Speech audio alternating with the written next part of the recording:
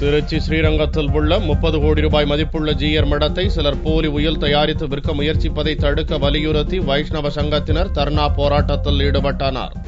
திருச்சி ஸ்ரீரங்கம் அம்மா மண்டபம் பகுதியில் உள்ளது பலகாரி ராமானுஜ ஜீயர் மடம். இந்த மடத்தின் உள்ளே ஸ்ரீ ஸ்ரீனிவாச பெருமாள் சன்னதி அமைந்துள்ளது. இந்த மடத்தில் சமையல்காரராக பணியாற்றும் பத்ரி என்பவர் பொய்யான உயில் ஒன்றை தயாரித்து 30 கோடி ரூபாய்க்கு மடத்தை விற்க முயற்சிப்பதாக கூறப்பட்டது. இது தொடர்பாக இந்து சமய அறநிலையத்துறை மற்றும் திருச்சி மாநகர காவல்துறையில் புகார் அளித்தும் எந்தவித நடவடிக்கையும் எடுக்கப்படவில்லை என்று கூறப்படுகிறது.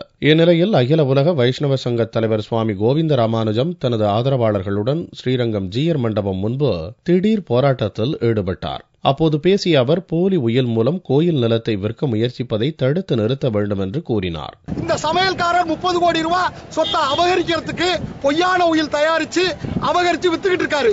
இந்த 38,000 கோயிலுக்கு அதிகாரியான அந்த கமிஷனருடைய கம்ப்ளைண்ட இன்னும் ரிஜிஸ்டர் பண்ணல, இன்னும் அந்த நடவடிக்கை எதுவும் எடுக்கல. 1 மாசமாச்சு.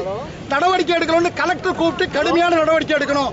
இந்த 30 கோடி நில மோசடியா உடனே வழக்க விசாரிச்சு இந்த 30 கோடியும் இது அரசாங்கத்தினுடைய சொத்து, 30 கோடியும் தேவஸ்தானத்தினுடைய சொத்து, 30 கோடியும் HRMC சொத்து. இந்த சொத்தை நீங்க மீட்டு கொடுக்கணும் அப்படின்னு கலெக்டர் சொல்லிட்டாங்க. கலெக்டர் சொல்லியும் கேட்கல, HRMC சொல்லியும் கேட்கல. இந்த காவல்துறை எந்த நடவடிக்கையும் எடுக்கல.